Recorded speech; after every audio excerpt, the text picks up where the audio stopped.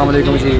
ये अक्सर मैं देखता रहा था फेसबुक पे कि ये बनता किस तरह है, तो आज मैंने ये लाइव देखा है और मैंने ये टेस्ट किया है। लेकिन ये माशाल्लाह ये बहुत फिट है। तो मेरे ख्याल से ये नया नया अभी इस्लामाबाद में आया है, बाकी किसी जगह पे अवेलेबल की वजह से नहीं है अभी।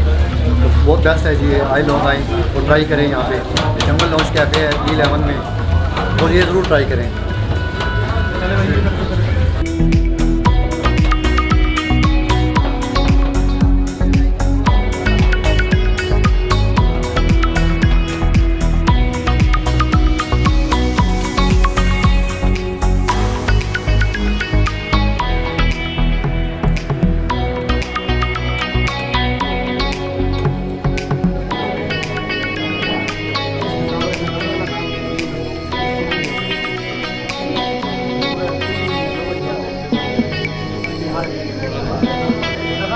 भाई ये क्या लगा यार? ये लाइव आइसक्रीम है, बिल्कुल आपके सामने बनती है।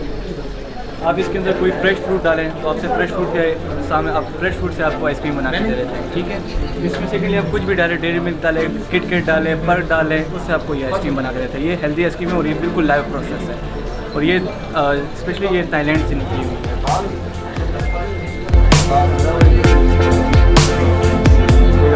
होगा मोटरसाइकिल